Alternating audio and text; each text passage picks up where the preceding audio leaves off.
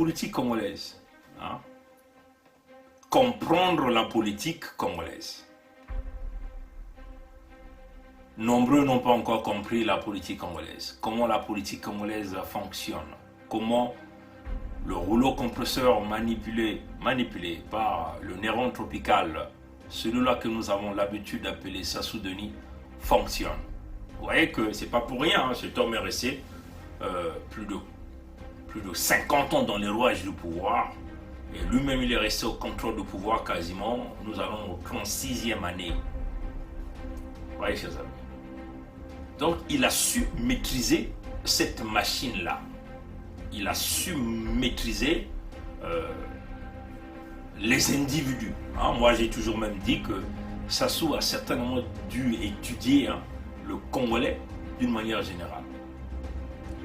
Mais il fallait qu'il y ait beaucoup d'années passées pour que nous puissions réellement se rendre compte de qui on faisait affaire, de qui était devant nous. Moi particulièrement, hein, j'ai étudié Sassou pendant 6 ans. J'ai étudié ce temps. Tout ce qu'il a écrit, c'est faux bouquins qu'il rédige, hein, mais c'est pas lui qui rédige, il paye des gens qui font ça pour lui. Hein. J'ai tout lu. Et quand j'ai lu, c'est tout ce que ce type a fait, je ne lis pas simplement pour le plaisir, mais je joue au système baie vitrée dans la lecture de ce que ce monsieur-là, hein, entre guillemets, ces livres qu'il a présentés. Mais nous savons tous que ce n'est pas lui qui a écrit. C'est en lisant que vous allez découvrir qui est réellement cet ennemi.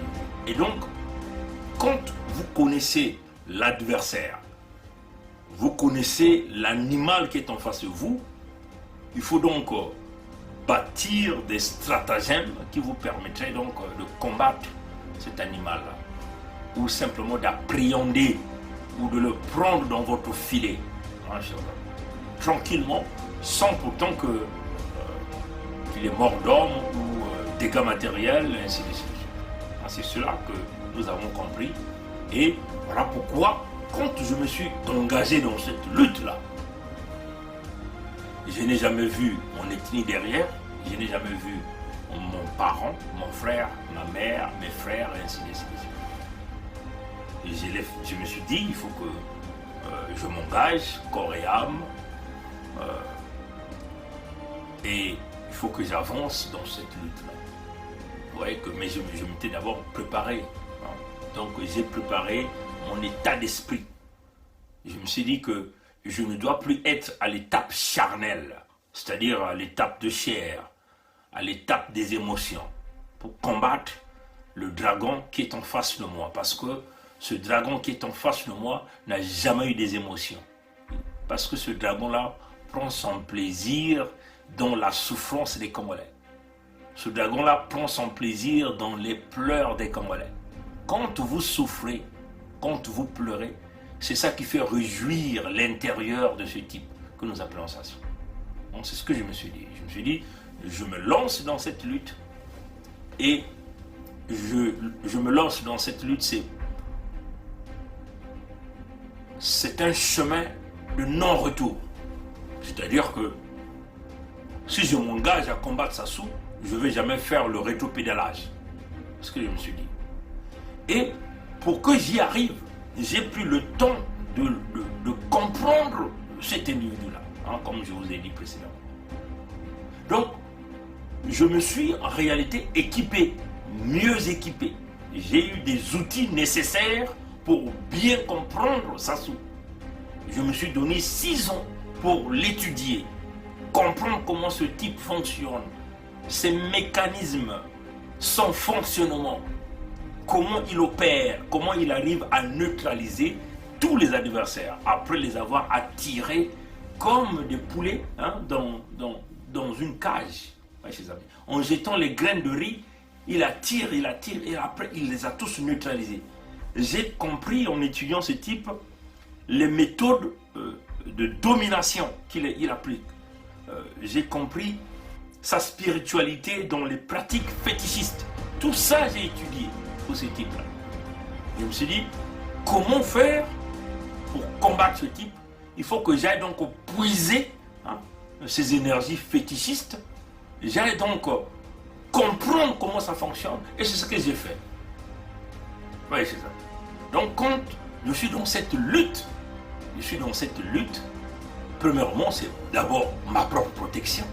Hein, la protection de ma famille, la protection de mes amis, la protection de nos parents, la protection de nos terres et de notre pays.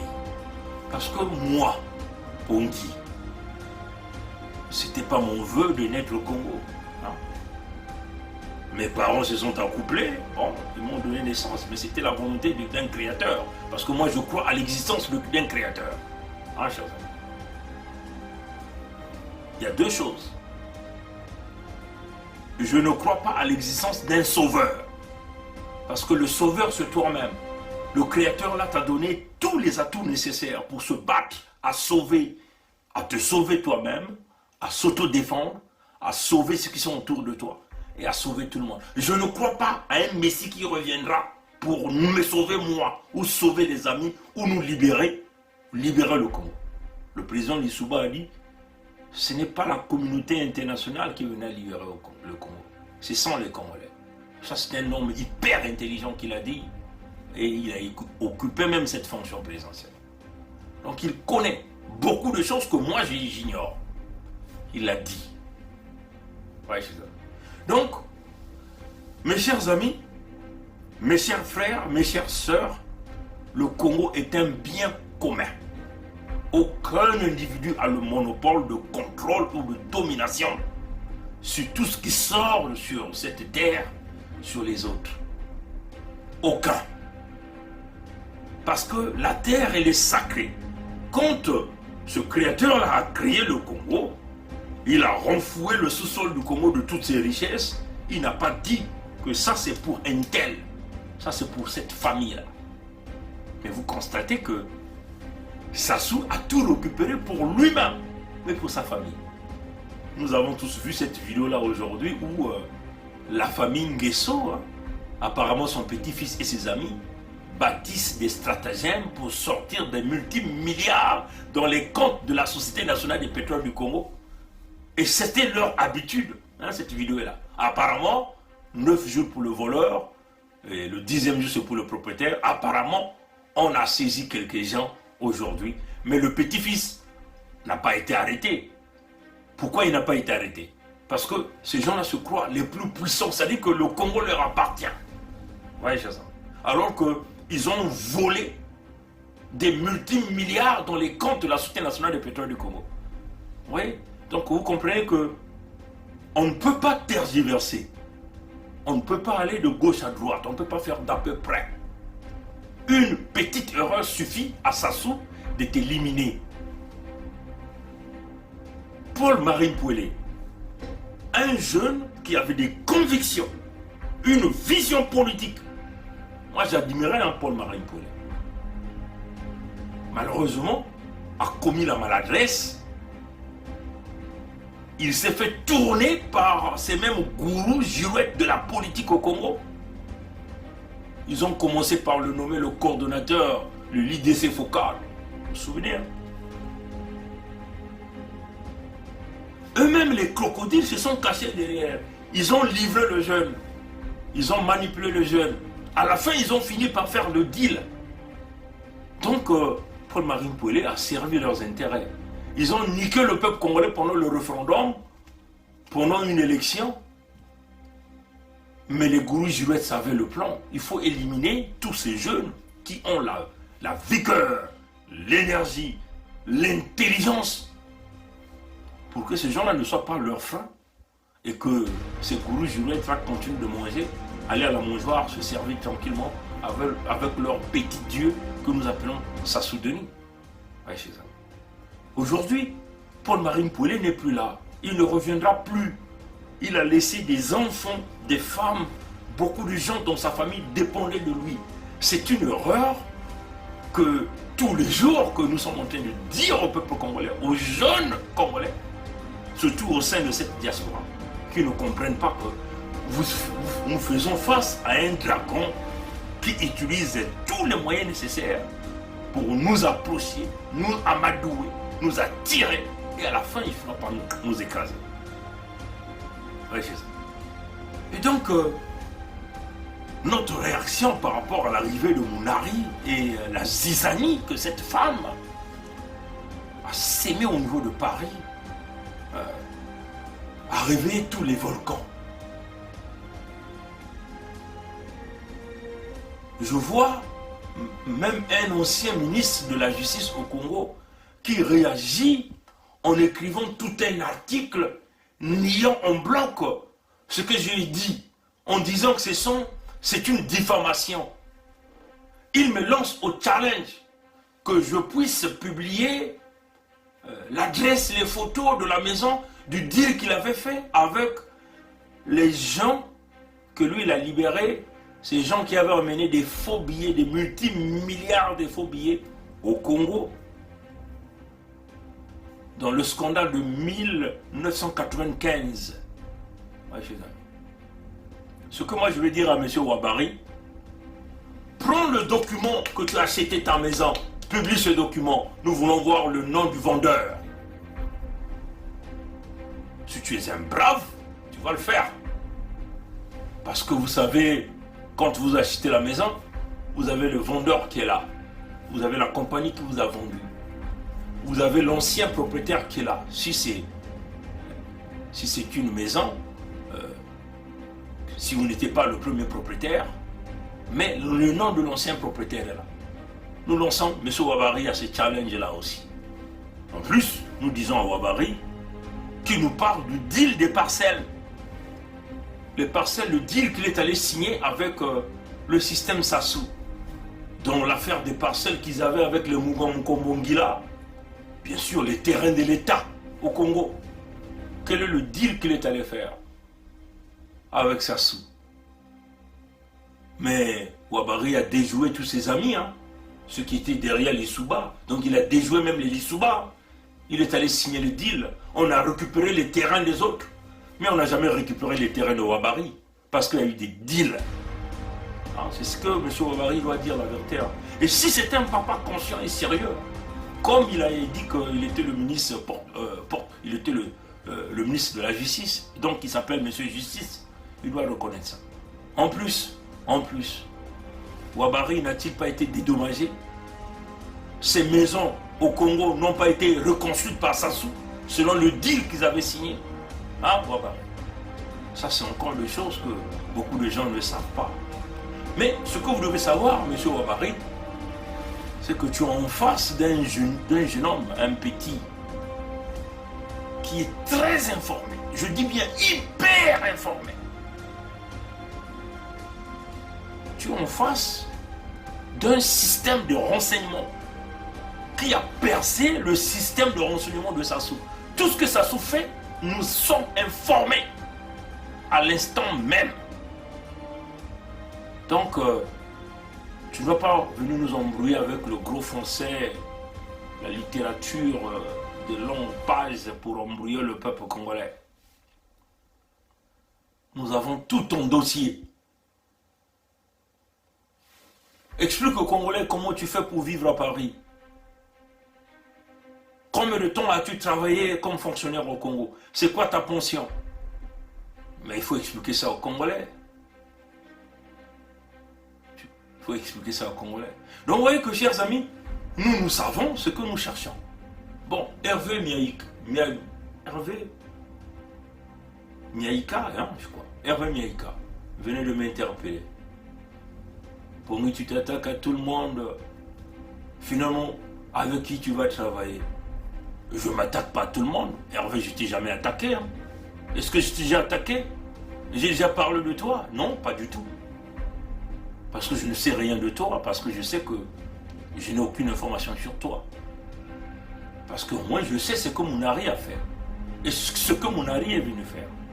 Les mêmes gens qui ont envoyé Mounari, nous avons les antennes dans ce système-là qui informent les Congolais. Parce qu'il y a des gens qui sont fatigués de voir ce système dictatorial de la colonisation Mbossi là au Congo. Ouais, c'est ça. Vous voulez aller travailler avec qui? Avec Mounari? C'est pour quel but? Ça va vous emmener où? Hein? Le référendum de 2015. Mounari n'était pas là au Congo sur le terrain. Oui, le rôle d'op électoral, elle n'était pas là au Congo. Oui, elle était là. Bon, tout ce que Sassou a fait, le pillage, le FMI qui est venu, Mounari n'était pas là au Congo. Oui, Mounari vous a dit quoi? Qu'elle était en Bastille, n'est-ce pas? Alors Mounari va vous apporter quelle solution? Hein? Mounari n'était pas travaillé dans le régime de Sassou après d'avoir laissé les Souba. Hein? Mounari n'a-t-elle pas crié que son passeport a été récupéré? Elle ne peut pas voyager. Hein? Alors, nous ne savons pas de quoi vous êtes en train de parler, parce que là je joue au sourd-muet, M. Hervé Miaïka. Je joue au sourd-muet. Ces gens-là sont restés plus de 40 ans au pays, au pouvoir. Ils ont mangé ensemble, ils ont géré le pays. C'est quoi les résultats? Tirons des conclusions. Hein? C'est quoi les résultats? Nous avons un pays fracassé, des gens qu'on tue tous les jours. Rien ne fonctionne au Congo. Hein? Les libertés d'expression, n'en parlons plus. Alors, vous voulez nous ramener, discuter avec ces mêmes individus. Moi, ce que j'ai appris dans mes 6 ans de réserve, d'études pour comprendre Sassou, c'est que tu ne négocies pas avec Sassou. Avec Sassou, c'est un bras de fer jusqu'à la fin. Le meilleur va gagner l'autre. C'est ce que j'ai appris. Parce que c'est ça Sassou. Hein. Sassou est toujours gagnant sur tout. Remarquez que c'est toujours lui qui gagne toutes les batailles. Mais comment il arrive à gagner toutes les batailles? Par le biais de la corruption et les crimes de sang. Si il n'arrive pas à t'avoir par le débat, parce que Sassou, lui, il ne débat pas. Parce qu'il n'est pas assez intelligent pour mener un sujet, débattre sur un sujet, déballer un sujet. La preuve en est que, oui, vos élections au Congo, il n'y a même pas le débat présidentiel. Parce que Sassou ne peut pas débattre. Vous voyez, chers amis, vous ne pouvez pas bâtir une nation avec un individu qui est mécanique, qui n'a pas le raisonnement. Il est pire qu'un animal. Vous ne pouvez pas. Mais si vous faites un animal féroce, qui ne vous donne même pas la possibilité de manœuvrer, mais vous aussi, il faut que vous soyez des véritables machines à broyer. Et vous devez être cette machine-là par tous les moyens. Par la communication. Oui, par la communication. À défaut d'avoir les moyens des armes destructives, vous pouvez utiliser l'arme la plus absolue que le Dieu créateur, le Yahvé Nkwami Kambu t'a donné. C'est la parole. Et cette parole-là va détruire plus que les armes de sa soumission. Donc vous pouvez utiliser cet outil-là pour déstabiliser l'ennemi. Et c'est ce que nous sommes en train de faire. Hein, vous devez utiliser donc l'intelligence que le Créateur vous a donnée pour saisir le point le plus faible de votre ennemi. Sassou sait le point le plus faible de ses ennemis. Le plus faible des ennemis de Sassou, c'est le bien matériel, c'est l'argent, c'est l'envie de bien vivre, les grosses voitures, le luxe, l'opulence. C'est ça le point faible. Les honneurs, vouloir être chef, commander le monde. C'est ça le point faible des ennemis de Sassou. Et Sassou utilise ça correctement. Et la plupart du temps, il arrive à pêcher tout le monde. À embarquer tout le monde dans son wagon. Et à la fin, une fois que les brebis sont rentrés dans leur pack, et Sassou peut donc se décider à n'importe quel moment, choisir le brebis qui va zigouiller, qui va égorger, ou qui va vendre. Et c'est ce que Sassou fait. Nous avons compris ce jeu de cartes. Nous nous sommes dit, il faut se lever donc à l'étape de l'esprit, parce qu'un esprit n'a pas le goût du matériel. Un esprit se nourrit par une forme de vision, d'énergie, et qui est invisible à l'œil nu. Donc on s'est dit, on va se former. Pendant que nous sommes en train d'étudier Sassou, on se forme. Et on va chercher des véritables emplois pour que nous ayons une stabilité. Et ce que nous avons fait. Et nous continuons de le faire. Donc, chers amis, nous sommes clairs dans notre démarche. Il y a deux choses. Il n'y a pas de négociation avec Sassou. Ou il dépose le pouvoir, ou nous finirons par ravir ce pouvoir-là. C'est cela, chers amis. La négociation, moi personnellement, vous ne me verrez pas sur une table de négociation avec Sassou. Parce que je ne peux pas me mettre sur une même table avec le diable. Il y a trop de risques. Oui, chers amis. Je peux me mettre sur une même table avec Dieu. Parce qu'il est amour, il a la vision et il aime les autres. Il peut avoir le sens du dialogue. Mais avec le diable, vous vous soumettez. Or que moi je suis un insoumis. Avec le diable, c'est la compromission. Moi je ne peux pas me compromettre à Sassou. Jamais. Oui, ses amis. Vous donnez Sassou de la valeur. Vous craignez devant lui. Moi, je le prends comme un humain, comme tout le monde. Je crains qu'un seul individu, un seul être, ce Yahvé, Nkwalulendo, Nzambiampo. Parce que je sais que tout ce que Sassou a ne lui appartient pas.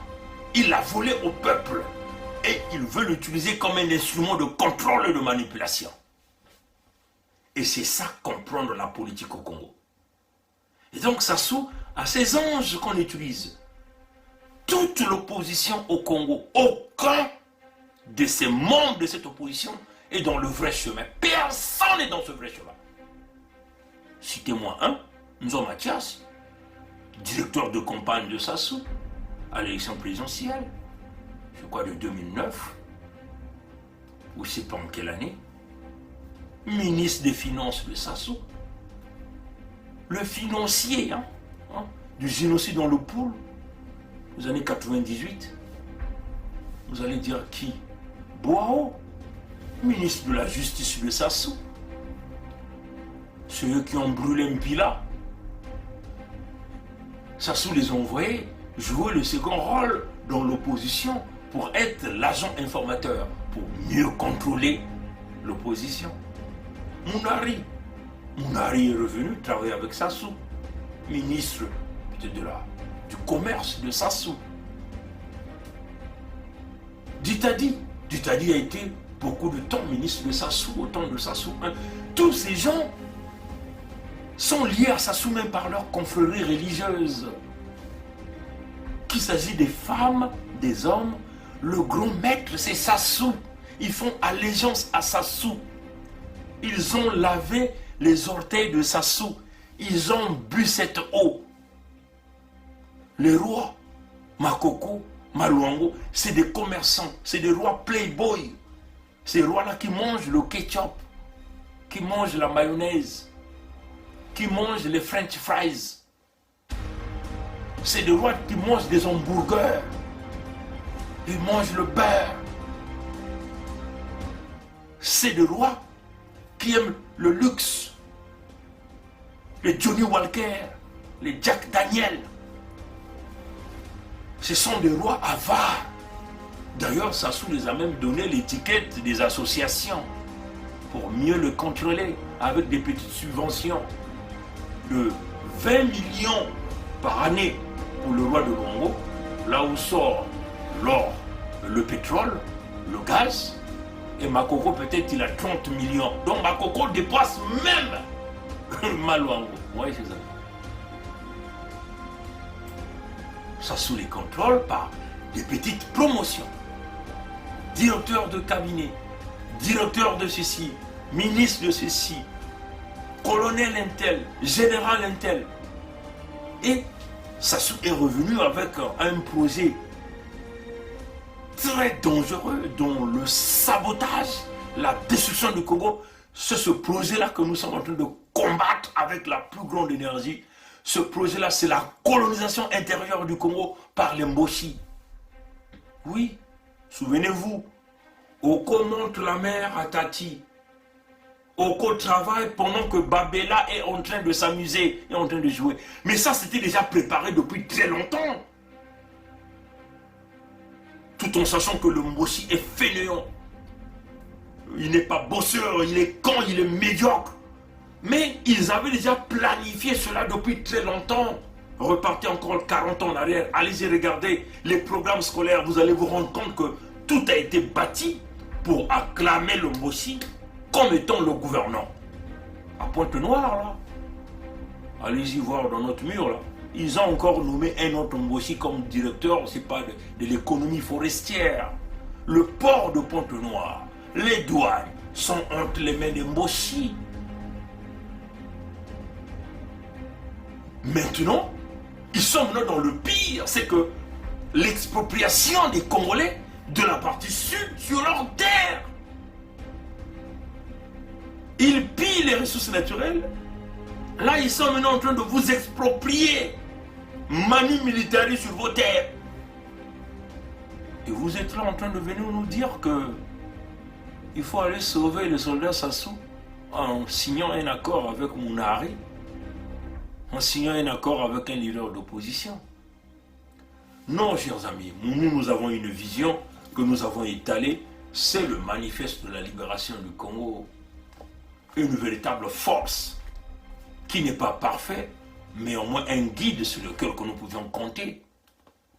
Si ces gens-là sont réellement dans le chemin de la véritable négociation, ça veut seulement dire que vous devez être là à l'ONU. La négociation, ce n'est pas dans les couloirs du palais de l'Élysée. La négociation, ce n'est pas en quittant Brazzaville et venir à Paris, rassembler quelques têtes de la diaspora dans une salle et venir avec une déclaration. La véritable négociation, c'est les problèmes de sécurité pour stabiliser le pays, faire revenir les intelligences qui se sont échappées de ce pays. Parce que ces intelligences-là ne veulent pas se faire tuer par les barbares mis en place par Sassou ou dirigés par le plus grand criminel de l'humanité que nous appelons Sassou. C'est ça la vérité. Donc il n'y a même pas une équation des casques bleus. Bon, là, les gens nous parlent d'un dialogue à la sauce Sassou pour sauver le soldat Sassou. On s'aligne sur le projet du manifeste, qui est un projet fédérateur. On va ramener les casques bleus pour sécuriser ceux qui iront diriger ce pays pendant une période de transition de 2 ans, 3 ans, 4 ans, avec la présence des casques bleus. Le désarmement à 100% des ministres de Sassou Nguesso, parce que tout le pays est en insécurité. Vous ne pouvez pas bâtir le Congo avec un pays hyper armé, avec des milices.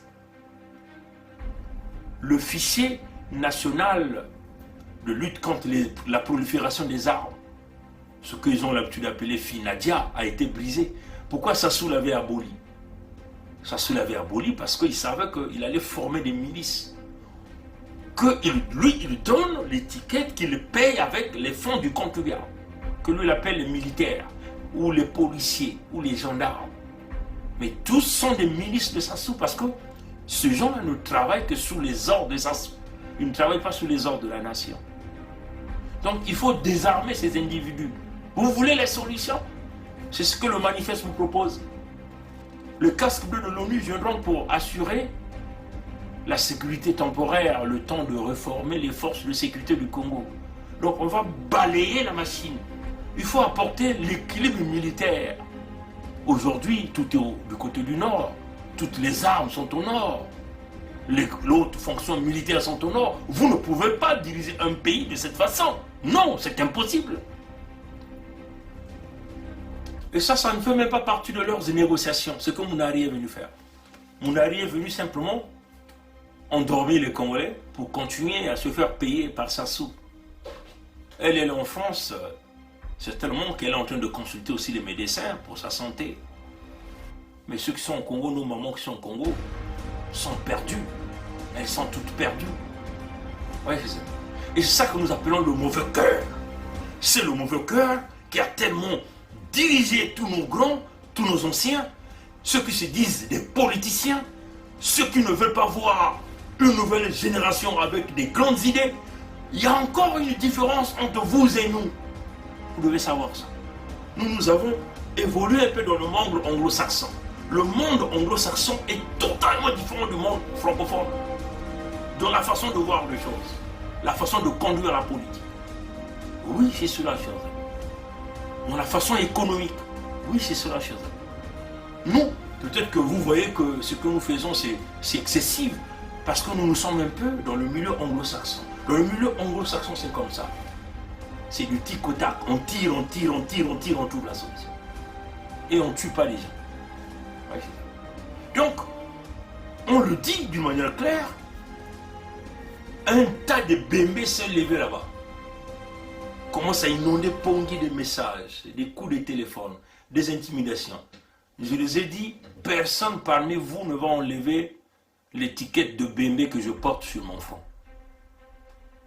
Mais quand il s'agit de la nation, il n'y a plus d'ethnie. Mounari n'est plus ma sœur, parce qu'elle a choisi son camp. Elle a choisi le camp Mboshi pour tuer les autres, pour exterminer les nôtres au sud. Vous ne voyez pas les manipulations de Sassou. Là, il est en train de vous implanter les, comment on appelle, les chefs de préfecture, dans les préfets, les maires, partout, sur toute l'étendue, les nominations. Tout ça, c'est pour préparer quoi? La fraude électorale. Donc, vous voyez que vous n'avez aucune chance. Chers amis, ces gens-là détiennent 30 000 milliards de l'argent du Congo.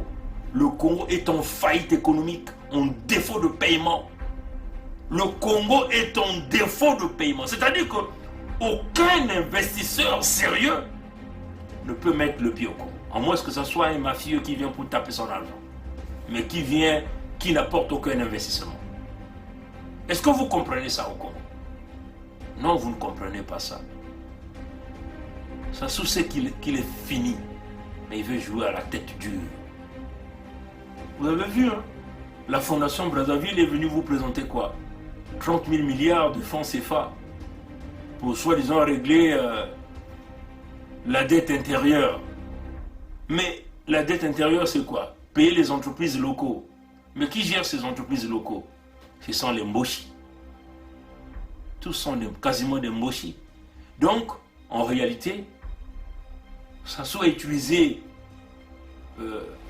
la Fondation Brazzaville comme une fondation tampon, une fondation écran, pour sortir l'argent qu'il a caché dans ses bunkers personnels. Donc, en ce moment-là, la Fondation Brazzaville joue le rôle d'une association qui blanchit les fonds du Congo. Mais ça, ce n'est que les 30 000 milliards, c'est l'argent du Congo que Sassou n'avait plus de choix. Il est allé donc sortir pour redonner du souffle aux entreprises de Mboshi qui opèrent, ces entreprises-là qui ne payent même pas les Congolais, qui ont fracassé l'économie dans toute la ville de Pointe-Noire. C'est cela, cher. Aucun bailleur de fonds ne peut regarder Sassou. Il doit à tout le monde. Il a du mal à payer. Mais ces gens-là veulent vous montrer de l'espoir. Toute cette classe politique. Il y a encore une autre génération, une génération qui sont en train de former. Qui se prépare, appelons la relève, de vous guider dans la même direction. C'est-à-dire de continuer de nous tourner en rond. 300 milliards, oui, c'est ça. 300 milliards. Ça, c'est 300 milliards, ça, c'est les fonds que Sassou vient de sortir de ses bunkers. Et il a donc donné à la Fondation Brazzaville pour dire que la Fondation Brazzaville est venue en aide à Sassou Denis. Oui, chers amis. Donc, chers amis démocrates africains, nombreux parmi vous, certains vont trouver que moi je tire à boulet rouge sur tout le monde, parce que c'est ça mon rôle. Hein, le rôle que nous sommes venus faire, dans ce que nous avons mis en place, le système baie vitrée, tout le monde voit tout le monde écoute tout le monde parle à tout le monde, c'est de dire la vérité. C'est-à-dire que au niveau où nous sommes arrivés, les plaintes, il y en a des tonnes, ça ne nous fait même plus peur, les plaintes. Mais nous sommes sur un terrain politique et nous sommes convaincus que nous gagnerons tout procès qui viendra sur ce chemin-là. C'est-à-dire qu'il s'agit de rétablir la vérité. Donc, nous, on n'a plus peur de la justice, on n'a jamais eu peur de mourir parce que nous avons décidé de s'attaquer à un plus grand criminel. Donc, tous les coups sont permis. De son côté, il peut nous donner le coup. Et nous aussi, nous avons l'amabilité, la possibilité et de lui donner aussi des véritables coups. Voilà pourquoi nous avons toujours dit que nous sommes sur une échelle de 1 à 4. S'ils tous un de nous, nous on tous 4. Et ça ce n'est pas de la blague, chers amis. C'est une réalité qui est là. Alors nous sommes en train de parler. Dites à Sassou pourquoi il a voulu que tous ses petits-fils restent maintenant désormais au Congo. Pourquoi? Hein? Pourquoi? Si lui il peut frapper à l'extérieur, nous aussi nous pouvons frapper au Congo. Nous pouvons frapper par toutes les possibilités. Sous les eaux, dans les airs, partout. Oui, chers amis. Donc, nous, on le dit. Je ne suis pas ici, dans cette lutte, pour plaire aux gens. Je ne suis pas ici pour plaire aux gens. Je ne suis pas ici pour me faire aimer. Je n'ai pas besoin de votre amour. Et ce que je vous dis, c'est une réalité. J'ai déjà mon épouse qui m'aime, j'ai mes enfants qui m'aiment, j'ai mes frères qui m'aiment, et il y a beaucoup de Congolais aussi qui m'aiment. Donc si vous êtes dans cette lutte-là, vous pensez que moi je suis là pour vous faire plaire là, pour vous aimer là, mais vous êtes en train de faire fausse route. Parce que je suis ici pour rétablir la vérité. C'est un esprit. C'est un esprit. Pour rétablir la vérité. Parce que sans la vérité, le Congo ne sortira jamais de là. Hein, vous voyez qu'au fur et à mesure que nous avancions, les vérités sortent. Les vérités sortent. Et c'est ça le chemin de la libération. Et c'est là aussi que vous verrez la puissance spirituelle des grands mages du Congo, de Yahvé Nkwalulendo, Nzambian Pongo, nous diriger pour nous emmener vers la libération. Donc tous ceux qui sont dans le faux ne verront jamais la terre promise. Tous ceux qui sont dans le faux ne verront jamais le chemin de la libération. Donc la volonté du Dieu créateur veut que tous les pourris puissent être dévoilés et que seuls ceux qui sont dans le vrai puissent aller libérer le Congo. Comme ça, quand vous allez bâtir un Congo nouveau, le Congo nouveau ne sera plus fait par des escrocs, des manipulateurs, des gens qui vont endormir le peuple, voler l'argent du peuple, faire chier les autres. Voyez, et c'est cela. Moi, mon rôle, c'est ça. Mon rôle, le travail que je fais, c'est ça. Je fais des heures et des heures pour les affaires du Congo. J'ai ma famille, j'ai mon emploi, mais j'essaie de manipuler. Je sacrifie mes sommeils. Je sacrifie mes sommeils pour le Congo. Faire de recherche, attendre les coups de fil, contacter des gens, faire des voyages. Et tout ça, personne ne me paye, chers amis. Personne ne me paye. Et je n'ai même pas besoin de ça parce que je n'ai jamais demandé l'argent. Oui, chers amis. Et donc, tous ceux qui nous parlent d'amnistie Sassou, ceux-là seront mon ennemi. Ah, chers amis. Que Dieu lui-même pardonne les péchés de Sassou. Moi, je ne suis pas dans la démarche de protéger, de sauvegarder, d'amnistier Sassou, d'amnistier un criminel. Ça ne fait pas partie de ma moralité. Non, pas du tout. Tous ceux qui se sont levés dans la diaspora, qu'il s'agit de Ngamba, qui insultait, critiquait, qui aujourd'hui, il a même créé un show pour endormir les Congolais. C'est-à-dire que lui, il devient comme un homme qui s'est repenti, qui prône le pardon. Mais ça ne va pas du tout. Et ce même Ngamba-là veut vouloir nous transformer, nous, de mauvais. C'est-à-dire que c'est nous qui avons bloqué le Congo. C'est nous qui avons brisé la diaspora. C'est nous qui avons pillé les 30 000 milliards de l'argent du Congo. C'est nous qui avons commis le génocide dans le pool. C'est nous qui continuons de vendre les terres des populations là-bas au Congo. C'est ce que Ngamba est en train de vouloir démontrer. Que les mauvais, c'est nous. Sassou devient l'homme parfait qui est debout entre le monde invisible et le monde spirituel, entre Jacquin et Bose. Sassou, c'est le meilleur. Sassou, c'est l'homme des actions concrètes. Le mauvais, c'est la diaspora. Et dans la diaspora, il a l'habitude de citer le Bévitré, puisqu'il n'a pas le courage, il n'a pas le guts, comme on dit, de prononcer le nom de Bernard Pongui. Parce que ce nom fait tellement peur. Ngamba, il est incapable de prononcer ce nom, parce qu'il n'a pas l'équivalence de ce que nous appelons Bernard Pongui. A-t-il les arguments nécessaires de démontrer au peuple congolais pourquoi il veut amnistier Sassou? L'a-t-il préparé noir et blanc, son fameux projet d'amnistier Sassou? Non, il est incapable. Oui, le système Bévitré est là pour rétablir la vérité. Aux escrocs comme Ngamba, Lionel Ngamba, qui veulent aller amnistier un criminel, mais il n'y a qu'un criminel qui peut amnistier un criminel. Nous sommes dans le principe de la tolérance zéro. Le principe de la tolérance zéro, c'est appliqué partout. Partout, ça s'applique. Là où c'est un état de droit. Là où il y a la justice. Là où il y a des libertés d'expression. Et les libertés des paroles. C'est le principe de la tolérance zéro. Si vous volez, vous serez au cachot. Si vous tuez, vous serez jugé. Vous allez démontrer votre innocence ou pas, vous serez au cachot. C'est cela, chers amis. Pourquoi voulez-vous amnistier Sassou? Puisque lui-même Sassou dit que pour lui, il n'y a pas la crise. Lui-même Sassou dit qu'il n'a jamais commis de crime. Ce sont les autres qui commettent à sa place. Puisque lui-même Sassou, il s'est déjà protégé dans une constitution criminogène, dans les articles 10 et 96. Ouais, chez ça. Et c'est un sudiste, celui qui se dit protecteur des Congos, dont Sassou a assassiné, qui dit qu'il a maintenant le corps de Dieu, même Dieu lui-même, il écarte les gens qui ont des cœurs mauvais.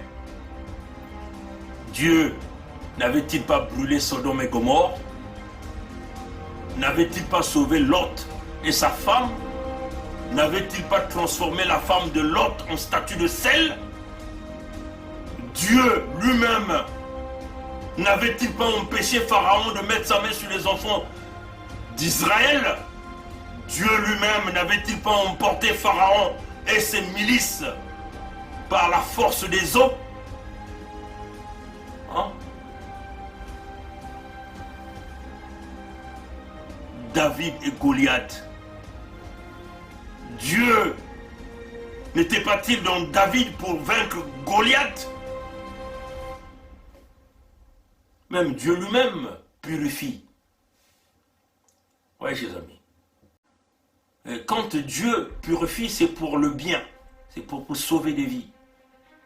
Alors, Ngamba, un escroc qui est resté dans les coups tordus, les coups bas, il a escroqué le monde dans ce qu'il appelait la nuit de poule. Il est venu avec, il a amadoué les enfants de la partie sud qui l'ont aidé à organiser. Et à la fin, il emmène les Mboshi qui sont venus investir et à la fin, il est en train de tourner le dos. Tu penses que les Mboshi là vont accepter? Les Mboshi sont dans une logique de la colonisation. Oui, tu seras certainement un Congolais tampon, un traître qui va continuer à manigancer comme certains font. Des gens comme la fausse opposition politique, les Mounari, les Mberi Martin, les Nsatima Biala, les Tister, les Honoré Mpaka, les Mwamba Clément, les Mungala Thierry, les Kinyumbe Kambungu, bref, toute cette racaille que vous connaissez. Et c'est ça qui fait que ça se perdure là. Moi et toute l'équipe de Congo Debout, nous sommes capables de diriger le Congo. On a tout bâti, tout est là. Nous, on ne peut pas se sous-estimer en face des incompétents. Nous avons la compétence, la vision, le projet établi. Je ne peux pas l'imaginer devant Mounari, ni devant Sassou, ni devant n'importe qui. Parce que nous sommes capables de diriger le Congo en 5 ans, de reconduire ce pays-là à un niveau très élevé par une vision économique nette et claire. Redonner de l'emploi aux Congolais, rebâtir cette nation, redonner le respect. J'y crois, parce que la compétence vient avec la vision et le travail. C'est cela, chers amis. Certainement au Congo, vous vous sous-estimez parce que vous passez tout votre temps dans les hôtels avec des filles, dans les nganda pour boire de l'alcool, et vous passez votre temps par des futilités. Pongi ne consomme pas l'alcool. Pongi ne fume pas. Pongi ne mange pas tout ce qui contient du sang. Et ça, c'est depuis ma naissance. Donc, vous faites affaire ici à des esprits nets, clairs, qui ont une vision globale, claire pour le pays. Et nous pensons que pour y arriver, il faut que le projet Unité du Sud parte en avant. Ce projet humanitaire qui va nous permettre de préserver les terres de la partie sud qui sont vendues, de préserver des populations qui sont assassinées en masse, de préserver les ressources naturelles qui sont pillées à la vitesse grand V, là où tous les Mbossi sont devenus les propriétaires des industries de mines et énergie là dans la partie sud, et les autochtones ne bénéficient pas. L'unité du Sud, c'est aussi chambouler cette classe politique qui joue à la traite, qui joue aux traites pour maintenir le néron tropical au pouvoir pendant plus de 40 ans de règne. Ça ne peut plus passer. Là, vous faites affaire à une autre génération. Tout jeune du Congo, qui est de notre promotion, qui ne peut pas lire ce qui se cache dans la vision de nous qui sommes les jeunes, ça veut seulement dire que celui-là, c'est un homme perdu. Vous ne pouvez plus compter sur la vieille classe politique. Comptez sur des jeunes qui ont une vision claire. La pourriture politique va être effacée du Congo et nous allons ramener une nouvelle mindset, une nouvelle vision pour avancer dans ce pays-là. Sinon, si vous comptez sur des vieux de plus de 80 ans, 70 ans, ils vont vous emmener droit dans la tombe. Si vous comptez sur des vieilles comme Mounari, des vieux comme des Sassou, des jeunes vieux comme des Kolela, comme des Satmabiala, vous êtes tous foutus. Il est temps de tourner la page avec les nouveaux élites. Nous sommes dans la rigueur. Et notre discours de la rigueur, c'est ce qui ferait que le Congo soit construit. Et ce qui ferait que tout le monde puisse trouver sa place. Parce qu'un pays qui n'a pas de rigueur dans la justice, dans les services sociaux, dans le système de santé, dans le système éducatif, c'est un pays mort. Et c'est ce que vous avez présentement avec le néron tropical Sassou. Nous allons le combattre. Nous ne négocierons jamais avec Sassou. Si on l'attrape, on le dit, il va être prisonnier. Il va balayer les ruelles. Il va comprendre que autrefois il était au sommet, mais là il est devenu au plus bas de l'échelle.